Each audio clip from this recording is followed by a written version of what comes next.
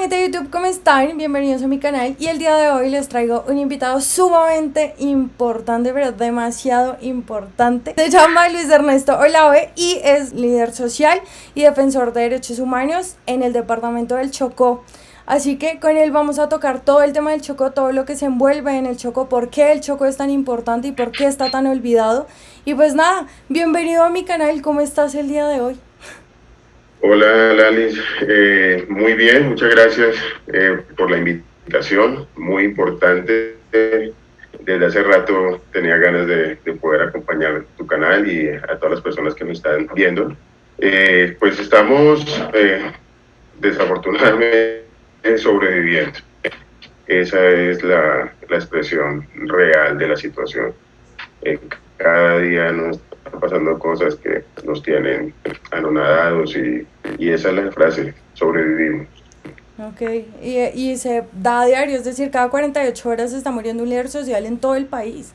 O sea, todos los días se está muriendo alguien gracias a un gobierno que tal vez tiene muy abandonada esa zona, pero hablemos específicamente del Chocó. ¿Qué se gesta en el Chocó? ¿Qué economía es la que se gesta en el Chocó para que se genere tal violencia? Bueno, el departamento del Chocó tiene una condición estratégica que por muchos siglos estuvo olvidada y hoy en las economías modernas capitalistas quieren eh, colonizar nuestro departamento. Esa es la realidad. Entonces, el mismo abandono estatal ha sido una estrategia para que entren los grupos al margen de la ley y estos grupos al margen de la ley, junto con los grupos legales, o sea, el ejército, generen la violencia para desplazar a nuestras comunidades. Lo que más nos duele a nosotros es que el Chocó, a pesar de todas sus riquezas, estamos en un olvido y hoy es un corredor, lo han convertido en un corredor estratégico de droga y cultivos que han aumentado en el momento ahora en la pandemia. Entonces esos cultivos han aumentado, los territorios que fueron despejados por las FARC se lo están peleando entre las autodefensas gaitanistas de Colombia y el ELN, y esto está generando unos conflictos muy fuertes en medio de las comunidades que son afro e indígenas, y eso obedece también a otras condiciones geoestratégicas y políticas que tiene el Chocó, en donde en departamentos como Antioquia, ya sabemos quién es el cacique, el que manda allá, le dicen el Matarife, ¿no? Sí. Y departamentos como Antioquia, Risaralda, tienen intereses estratégicos para utilizar el Chocó para salir al Océano Pacífico y ahí al comercio de China y el comercio de Japón, o sea, todo lo que es el Pacífico. Porque el puerto de Buenaventura se queda corto para atender esas demandas. Y aparte de eso, el Chocó también tiene otra condición geoestratégica, que es atravesar la serranía del Baudó, llegar desde el Pacífico, llegan al río Atrato, que es totalmente navegable, y de ahí se puede construir un canal interoceánico porque el Atrato desemboca en el Caribe y lógicamente en límites con Antioquia.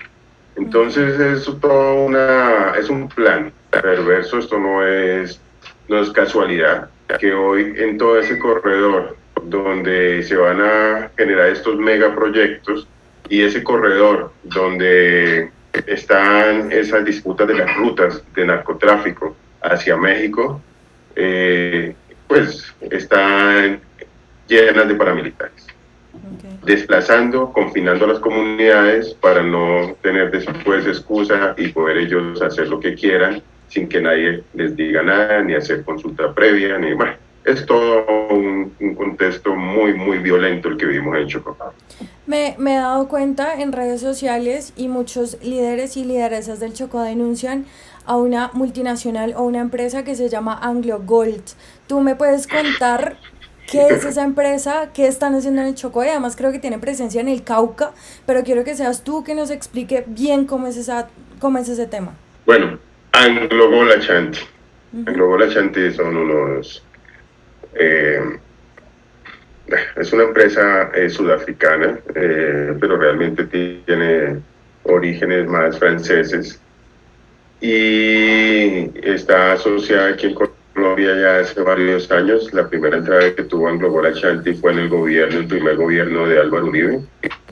Y empezaron a expropiar comunidades con títulos, otorgándole títulos mineros por encima de los títulos colectivos de los cuales nosotros somos dueños del territorio por ley 70 de 1993. Entonces esos títulos colectivos nos hacen dueños del territorio, pero no podemos utilizar el territorio, o sea, no podemos vivir de él, pero los extranjeros sí. Entonces, como somos dueños del territorio, que pasó en el Cauca, pasa en lo que hacia el lado de Barbacoas, en Nariño, en el Andén Pacífico, y en el Chocó, en el San Juan, y también, bueno, o sea, hay varios territorios donde a Global Ashanti se le concedieron varios títulos mineros por encima de los títulos colectivos de las comunidades afro e indígenas.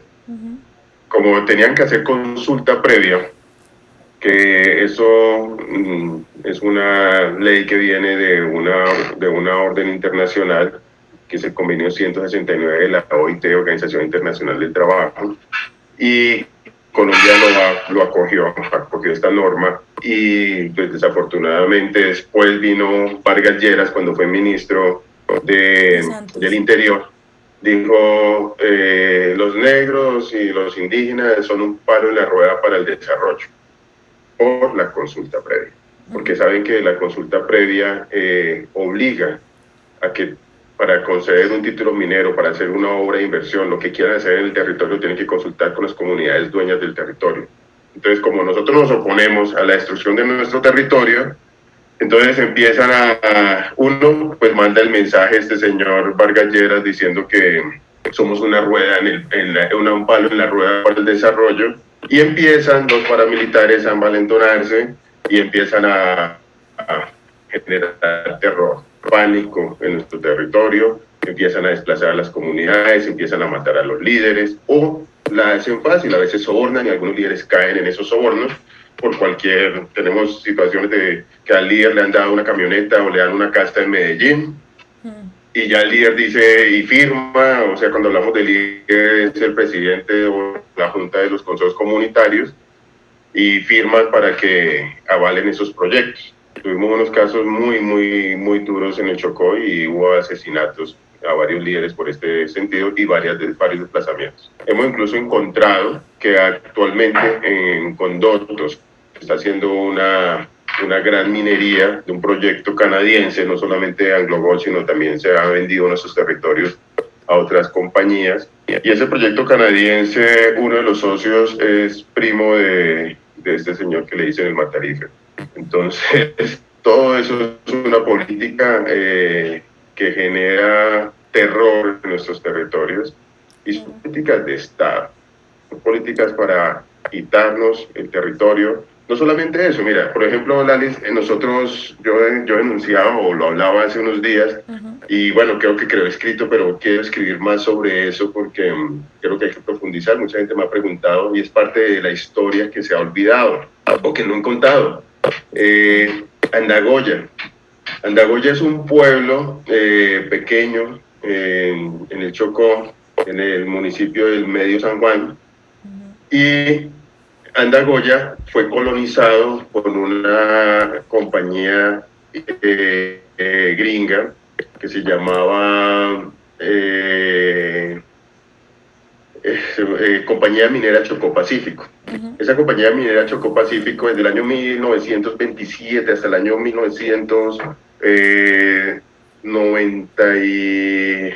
hasta el 86 estuvo funcionando, pero en el año 1978 fue liquidada después de que se llevaron todo el oro de nuestro territorio, donde tuvieron un apartheid, porque fue literalmente un apartheid moderno. De allá es mi familia, mi abuelo paterno era el carpintero de esta compañía minera, y fue muy cruel lo que pasaba. O sea, yo hablo todavía con mis tías, ya me cuentan que separaron Andagoya, que era donde vivían los gringos mineros, y construyeron un pueblo pequeñito y le llamaban Andagoyita. Entonces ahí vemos ya, desde ahí vemos la discriminación. Entonces nosotros vivíamos en Andagoyita, digo nosotros, que son mis ancestros, mis abuelos, vivían en Andagoyita, pero los gringos vivían en Andagoya. En Andagoyita estábamos restringidos de pasar a Andagoya solamente para trabajar. Y cuando se pasaba a trabajar, exclusivamente se podía hacer eso, pero no podían hacer compras, tenían un día exclusivo para hacer las compras, no podían,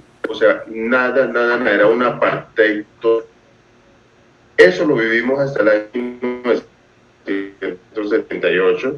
Y algo gravísimo, el liquidador de esa compañía minera, Pacífico, se llama Álvaro Uribe Vélez. O sea, Álvaro Uribe Vélez lo contrata el consorcio antioqueño para que liquide la compañía, y durante esos 2 años de liquidación, él estuvo un tiempo allí, iba casi todas las semanas, se llevaba oro él mismo, oro y platino se lo llevaba en bateras para regalar supuestamente maticas a sus amigos. Entonces de ahí sacó muchísimo dinero.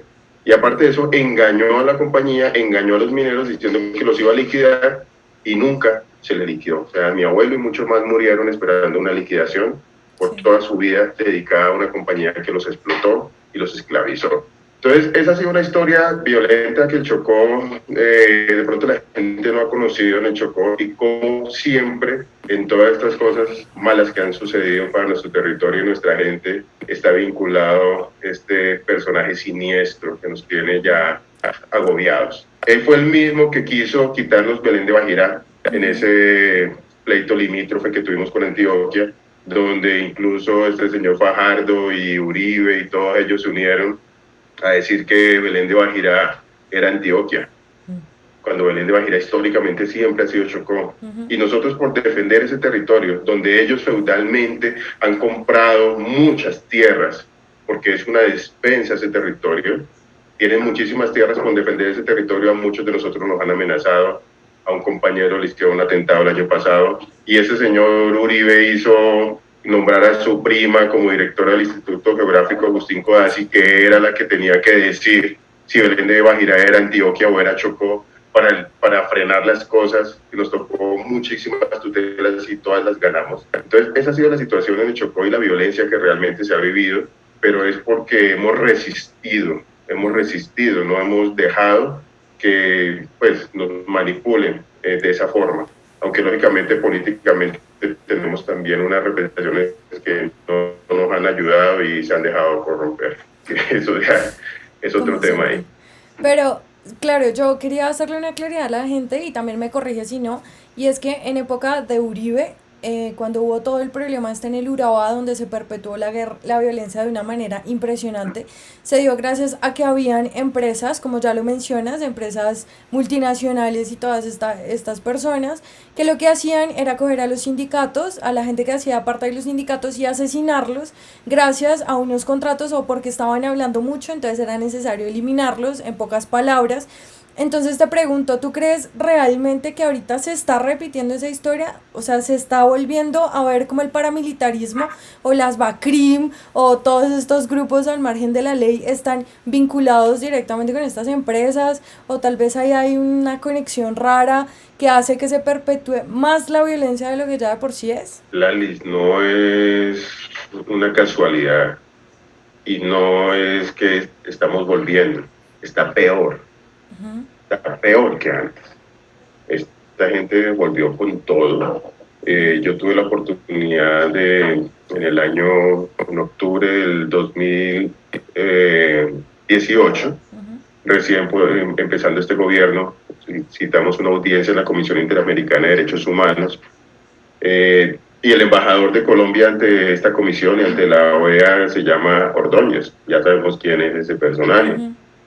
Y lo que él dijo durante la campaña, y yo le dije a él, por ese discurso de odio que ustedes manejaron en la campaña, nos visibilizaron desde el 2018 octubre, yo se lo dije a él, nos visibilizamos nosotros haciendo un trabajo y ustedes nos perfilaron y nos empezaron a marcar y empezaron a hacer asesinatos selectivos. O sea, desde ese momento, cuando ellos entraron, ya tenían listo toda su estrategia de quiénes éramos los más visibles y aparte de eso, qué estábamos defendiendo, qué intereses, y ellos tienen muy claros sus intereses. Entonces empezaron desde ahí los asesinatos selectivos, y mira, cuando matan a un líder, Ali, no matan al líder, callan a un pueblo, porque formar a un líder se demora 20 años. Formar un líder se demora 20 años, la gente se asusta, la gente se esconde, la gente no quiere hablar. Entonces, cuando matan a un líder, no matan al líder ni callan su voz, o sea, quieren silenciar a todo un pueblo. O sea, es un fraccionamiento para nuestras comunidades muy grande, y eso es lo que ellos empezaron a hacer: amenazar, matar, desplazar. Entonces las comunidades se sienten solas y lógicamente pues están saliendo, pero el paramilitarismo sí aumentó. Nosotros ahora en el mes de marzo, antes de que iniciara la pandemia, tuvimos una audiencia con la Procuraduría para hacerle seguimiento a los acuerdos del paro que tuvimos en el Chocó. No sé si recuerdas que estuvimos un mes completo en paro cívico en el 2017 y en el 2016. Y ahí salieron unos acuerdos que el gobierno no cumplió, y uno de esos acuerdos era el acuerdo humanitario para el Chocó. ¿Sí?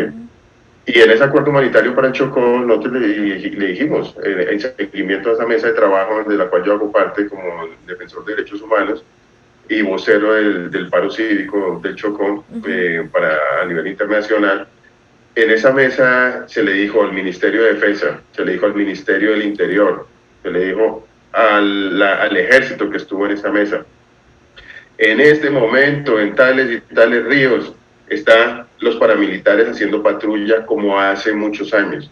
Y nos causa muchísima casualidad que en ese mismo punto donde instalan hoy los paramilitares un retén de los ríos, porque en nuestro departamento el 70% es por vía fluvial, apenas un 30% es carreteable, el resto nosotros nos movemos por los ríos. Entonces ellos montan retenes en los ríos. Entonces, en este río, hoy o esta semana, está patrullando en ese mismo punto los paramilitares. Y a la siguiente semana, en ese mismo punto, está el ejército. Entonces, ¿qué nos hace pensar a nosotros? Claro, la complicidad. Incluso cuando se denunció el tema de Bojayá, una incursión paramilitar de 600 miembros paramilitares, ahora en enero que lo anunciamos, con Leiner Palacios, un gran amigo y compañero de todas estas luchas, ese día estábamos reunidos y que estábamos haciendo la denuncia. El día anterior había habido la incursión, ese día estábamos haciendo la denuncia y a Leiner lo llama, tiene 2 horas para salir del Chocó. Y a la semana llega este señor que le dicen el presidente de Colombia y llega a repartir luces. Entonces, ¿qué podemos nosotros esperar de ese tipo de presencia? Y dice, no, aquí todo está en orden. Hicieron un sobrevuelo, no, aquí no hay paramilitares. La gente sabe que los paramilitares están ahí y están más fortalecidos y tienen un armamento que no sabemos de dónde lo han sacado de una forma tan rápida. Entonces, este cuento de Bacrim no hay. Las autodefensas gaitanistas de Colombia es un grupo organizado y aparte de esto se está lucrando y está trabajando con minería ilegal, y aparte de eso están haciendo también pues narcotráfico y haciendo un mandado para proteger todo ese territorio estratégico para megaproyectos que tienen interés este gobierno o el plan de este gobierno.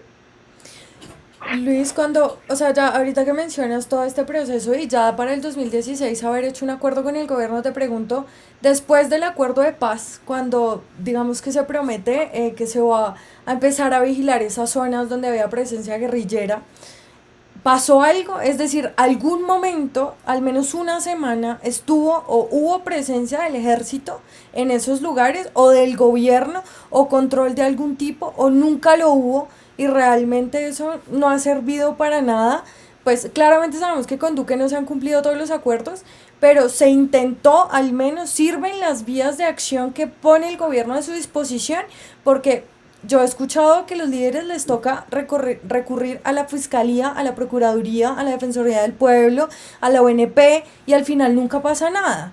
O sea, ¿sí hubo un momento de tranquilidad o nunca ha mermado esa cosa ya? No, nunca, porque igual la única parte donde tenía mucha presencia las FARC eran el trato del medio y bajo trato, ellos era su territorio. El tema es que el Chocó está dividido estratégicamente en los grupos en la guerra por tres grupos, que era el ASFAR, que estaban dominando toda la parte del atrato, el ELN manejaba el Baudó, y todavía lo sigue haciendo, que son ríos o subregiones del Chocó, y el ELN, el Baudó, más las autodefensas más hacia el Bajo Baudó, y toda la parte también de una parte pues hacia el límite con Antioquia, Corparadó, Guamandó, o sea, era como distribuciones estratégicas. Entonces salen las FARC y quedan unos territorios en disputa y el gobierno nunca hizo presencia, y nosotros cuando hablamos de presencia y lo que nosotros le dijimos y le hemos dicho a este gobierno y a todos los gobiernos es que la presencia no es militarizar la zona. Militarizar la zona es fomentar más la guerra, es poner a nuestra gente en riesgo. Porque si hoy llegan los militares y mañana se van, entonces llegan después los del ELN y le dicen a la comunidad, ustedes son informantes. Claro. O llegan los paramilitares y dicen a la comunidad, ustedes apoyan al ejército o apoyan al ELN, entonces bien, entonces dejan a nuestra gente en un limbo, en un conflicto muy, muy grave. Hace una semana denunciábamos, antes del asesinato de Luz Helena, caizamos una niña indígena en una comunidad. Vera. 3 días antes habíamos denunciado unos combates en el medio San Juan con el ELN a 300 metros de una comunidad. Eso en todas las reglas y parámetros de los acuerdos internacionales y de guerra y demás, el acuerdo de esto de la Haya y todo esto, está prohibido, o sea, no se puede llevar la guerra a las comunidades, y el ejército está haciendo guerra en medio de las comunidades. Y está entonces criminalizando a nuestra gente, porque es que nuestra gente no se puede ir de ahí porque es su casa, es su vida, es su territorio, es su río, ahí tienen toda su ancestralidad. Entonces es una cosa que no hay, es presencia del Estado, y la presencia del Estado no lo hacen los militares. La presencia del Estado no es ejército, no es armada, no, la presencia del Estado son todas las instituciones. Entonces, en ese sentido, estamos totalmente desligados porque el Chocó no tiene autonomía estatal. Entonces, por ejemplo, casi todos dependemos de la subregión Antioquia, sí, subregión Valle.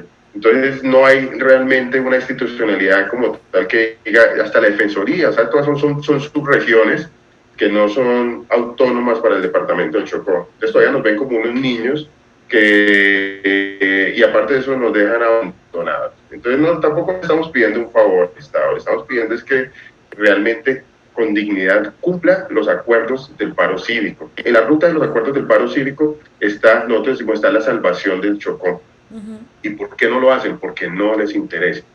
Están las vías, estaba desde el año, bueno, eso lo venimos peleando desde hace 40 años, sí, pero todo lo que hemos logrado en el Chocó ha sido a través de paros cívicos. Todo, la electrificación, nosotros todavía tenemos la mitad del departamento sin energía eléctrica, no hay agua potable. Eso es presencia estatal, eso es garantías estatales, no las hay.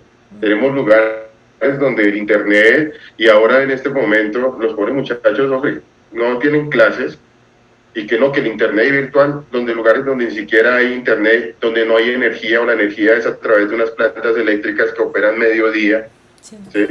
Entonces es muy compleja la situación. Entonces esa es la presencia estatal que nosotros requerimos. Nosotros pedíamos en el año 2017, cuando se firmaron los acuerdos, un hospital de tercer nivel. Todos los enfermos de Chocó graves los remiten a Medellín. Todos los enfermos. Entonces se paga como más de, te digo, al mes como 200 o 300 millones de pesos en remisiones a Medellín.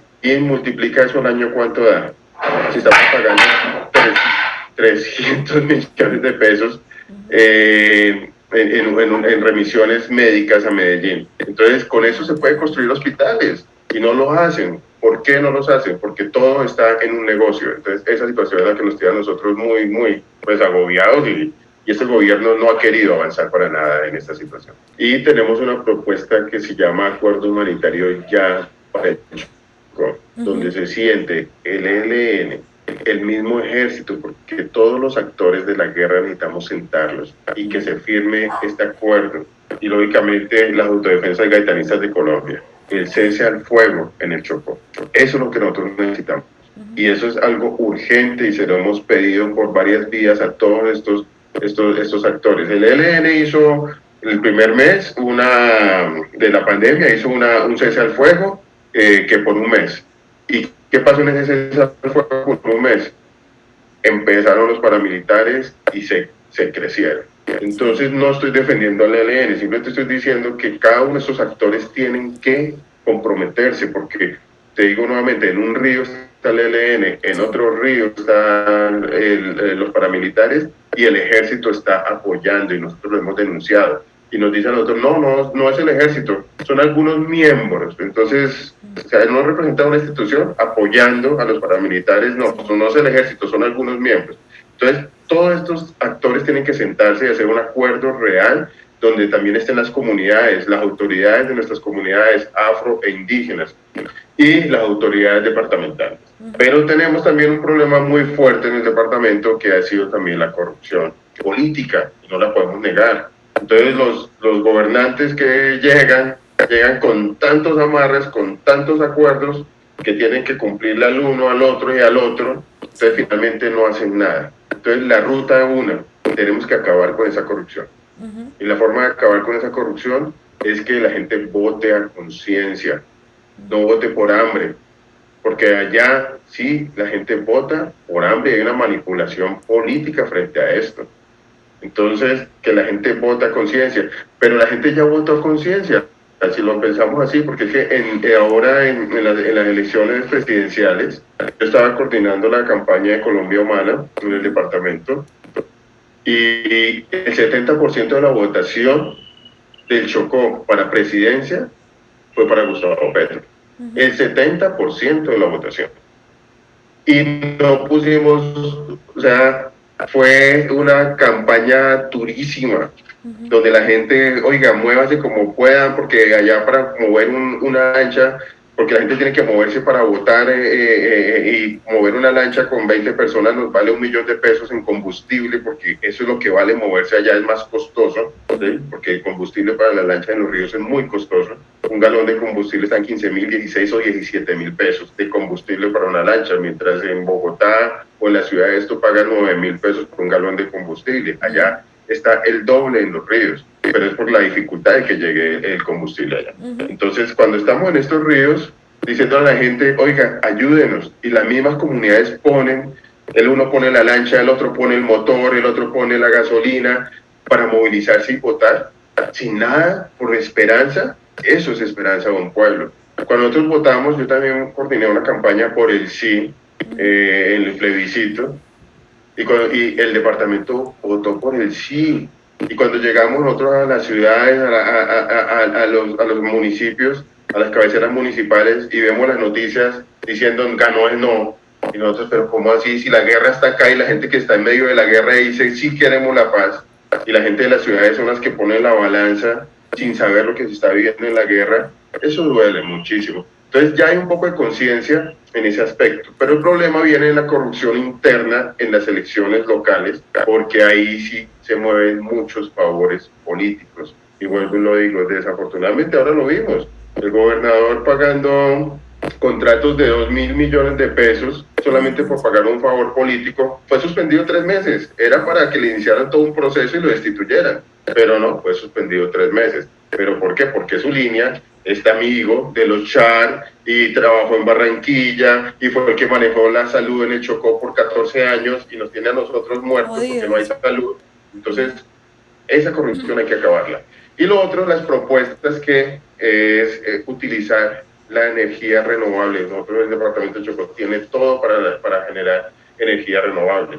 Tenemos todo para subsistir, pero no se han generado las condiciones ni se han generado las inversiones reales que nosotros hemos solicitado. No tenemos carreteras, mira, la salida que tenemos es hacia Antioquia, hacia Medellín. Hubo un contrato que también fue uno de los acuerdos del paro cívico para que se hicieran las carreteras para Medellín y la carretera para Pereira. se han robado esa plata, las carreteras están a medias. Hay gente que dice, no, pero es que al menos ya se puede andar, pero no está en las condiciones de toda la plata que le han metido a eso, no se han construido los hospitales, ¿sí?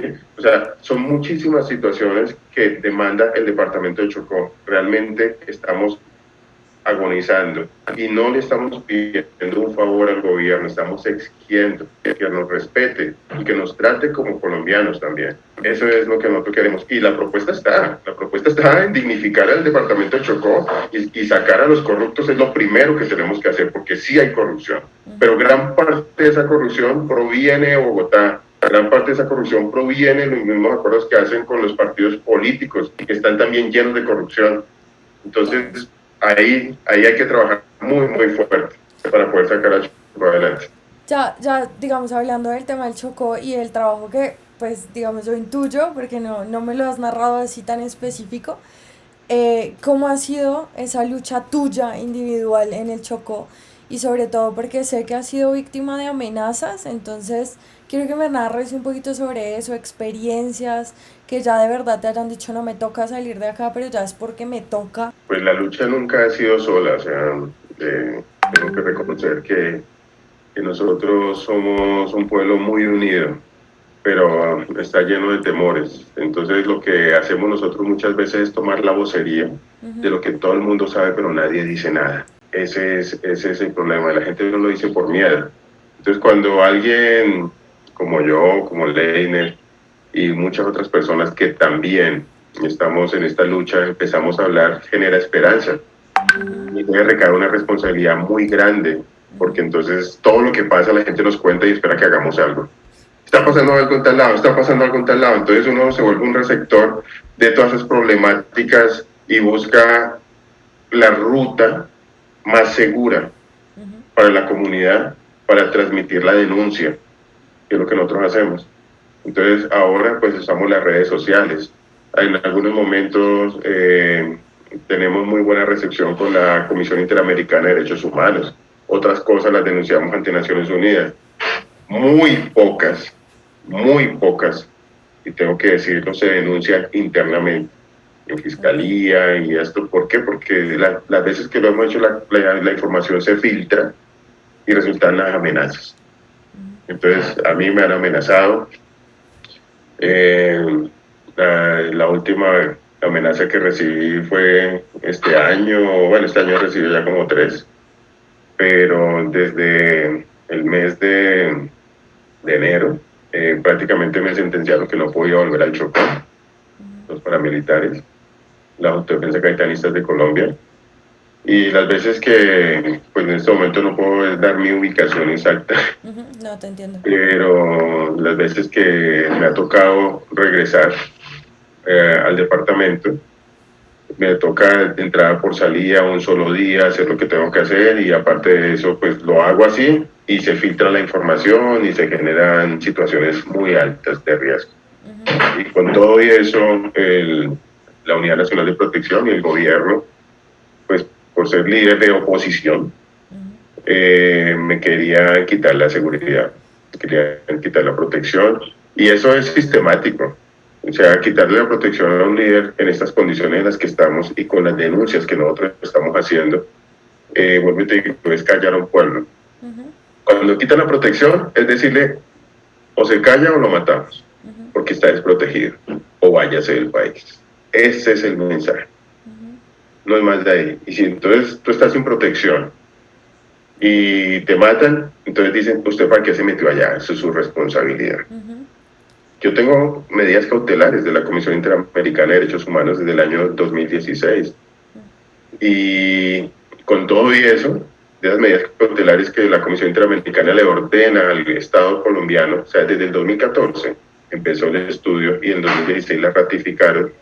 Y la Comisión Interamericana le ordena al Estado colombiano que me proteja y que me garantice que pueda hacer mi trabajo, que son dos cosas diferentes. Y con todo eso la Comisión Interamericana no ha cumplido, la Comisión Interamericana no, sino el Estado colombiano no ha cumplido y ha querido en varias oportunidades, ha intentado quitarme la protección. Eso es sistemático, eso no tiene otro nombre. Eso es algo político y es la forma en que quieren callarme. Entonces, el trabajo no lo hago solo, yo lo que hago es llevar una vocería de un pueblo y pues el pueblo o nuestros líderes han confiado en esa vocería que yo hago, pero igual están preocupados, muchos están preocupados por mi vida y eso le afecta a uno todo, te afecta a la familia, te afecta todo tu entorno. Eh, o sea, cuando tú estás en riesgo, no estás en riesgo tú, sino que las personas que están cerca también están en riesgo. Entonces la vida cambia muchísimo, muchísimo, muchísimo, pero yo siento que cada vez veo más esperanza en que las cosas se puedan lograr para generar ese cambio. Lo importante es mantenernos vivos, pero lo importante es sentir, o sea, no es una lucha por luchar, es un ideal. Yo me siento a veces como débil, derrotado, y hay que decirlo, porque tú defiendes una comunidad acá y en el otro lado están, bueno, en este momento tenemos combates en otra zona, tenemos en el mismo Quibdó, han matado en este año, incluso en cuarentena, a más de 85 jóvenes en muertes violentas por microtráfico, porque la guerra la están llevando ya a las mismas cabeceras municipales y a la misma capital del departamento, 85 jóvenes muertos en las calles en 6 meses. Jóvenes, estoy hablando de jóvenes de 15, 17 años. Entonces, y jóvenes que, bueno, un futuro para nosotros, pero el mismo abandono en el que vive nuestro departamento, pues los tiene así. Sí, claro. Muchos eran de familias desplazadas, muchos de familias de excombatientes, y entonces pues ahí vemos que realmente se está partiendo todo y que todo eso que se está partiendo nos debe generar otra vez más fuerza y más ganas de seguir esta lucha. No voy a parar, no voy a parar, voy a seguirla protegiéndome a mí, protegiendo a mi familia, pero exigiendo. Y para eso se necesita valentía. A mí, un gran amigo, Daniel, que también es amigo en común, Daniel Mendoza, me dice el guerrero, no sé por qué. Él dice, usted es un guerrero y usted cada vez que haga algo, bueno, pues las veces que hemos podido hablar, él ahora también está escondido, pero me sigue diciendo, guerrero, no pare la lucha y no la vamos a parar. No vamos a permitir que nos sigan colonizando, no vamos a permitir, y ese es un mensaje directo, no vamos a permitir que sigan colonizando nuestros territorios y no vamos a permitir que a través de nuestros territorios enriquezcan a otras comunidades, a otros políticos, con lo cual nos van a seguir subyugando y nos van a seguir esclavizando. Ya las cadenas se rompieron hace muchísimos años, el Chocó es libre y el Chocó no va a permitir más esto. No soy yo, es la voz del departamento del Chocó.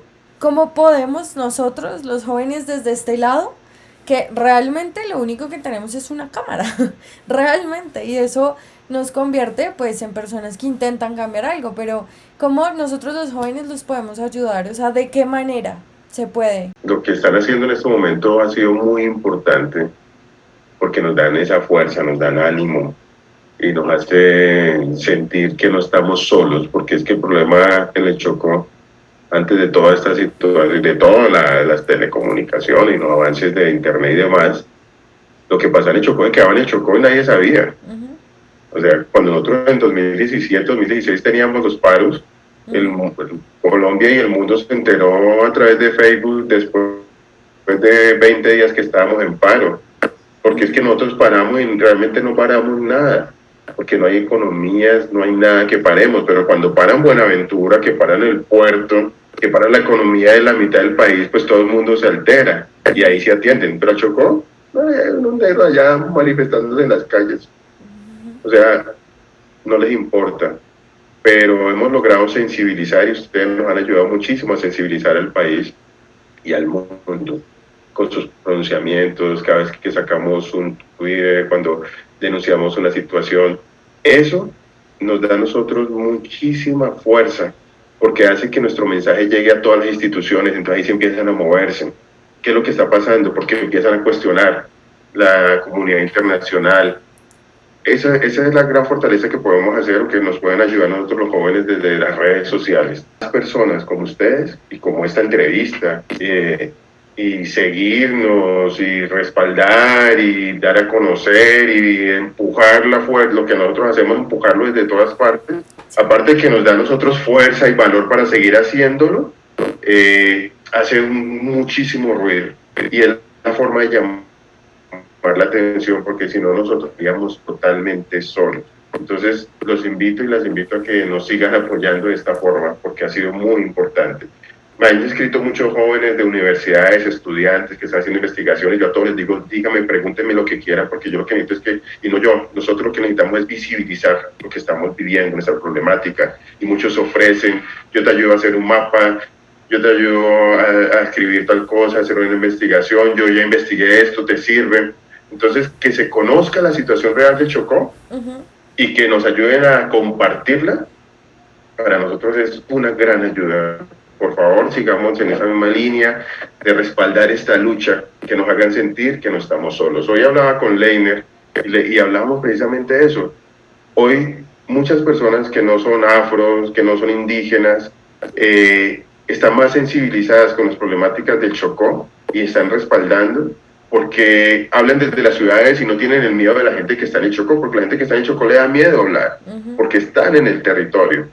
¿Sí? Claro. Te llama un compañero que estaba denunciando el territorio, automáticamente lo amenazan, tiene que salir. Al otro le amenazan a la familia, tiene que salir. Pero cuando ustedes nos ayudan hablando desde las ciudades, respaldan nuestra voz, le dan fuerza que esa voz llegue a donde necesitamos que llegue, y así cuando llega esa voz, hay respuestas más rápidas a posibles soluciones, o al menos esas denuncias empiezan a generar más ruido, y la comunidad internacional empieza a demandarle cosas al gobierno, y nos lo convertimos ahí como en esa piedrita ahí en el zapato, ahí sí, no como el palo en la rueda, sino en la piedra en el zapato. Oiga, aquí estamos, oiga, responda, y entonces ahí es como que se puede generar ese llamado de atención. Entonces agradezco, Lali, y a ti, a los jóvenes, que nos sigan apoyando, que nos sigan dando esa fuerza, ese respaldo. Síganos masivamente a los líderes que estamos en Chocó. Cada vez que digamos es porque realmente está sucediendo algo.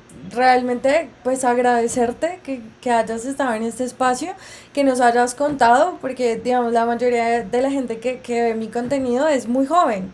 Entonces no logramos todos entender lo que está pasando en el Chocó, pero decirte que con los medios independientes cuentas, es decir, cualquier cosa que pase en el Chocó seguramente lo vamos a estar difundiendo, seguramente vamos a estar haciendo ruido, porque pues como lo narras es la única manera en la que nosotros acá en la ciudad podemos ayudarte y ayudarlos, y respeto y admiración por tu trabajo, por el de Francia, por el de Leiner, por todos aquellos que están en sus territorios. Así que, bueno, no sé, un mensaje último a la gente que nos está viendo, y yo te agradezco profundamente haber aceptado. Bueno, nosotros hemos tenido un grito de lucha. El pueblo no se rinde, carajo. Vamos, pueblo, carajo. Ese es el gran mensaje, que no nos rindamos. Vamos a cambiar las situaciones que estamos viviendo. Ya es el momento, no podemos esperar más. Y en nosotros, tienen no solamente unos voceros, nosotros damos la vida entera por nuestro territorio, por el Chocó, por el Pacífico, por defender la vida, por defender la paz. Entonces, el mensaje es que no nos dejen solos, que estén con nosotros, que nos respalden y nos ayuden a llevar esta batalla, porque no es fácil. El enemigo es fuerte, pero nosotros somos más inteligentes. Tenemos cómo, con nuestra inteligencia, con nuestras estrategias políticas de pensamiento real y con nuestra ideología, cambiar el futuro de este país. Lo podemos hacer. Entonces, vamos adelante. El pueblo no se rinde, carajo.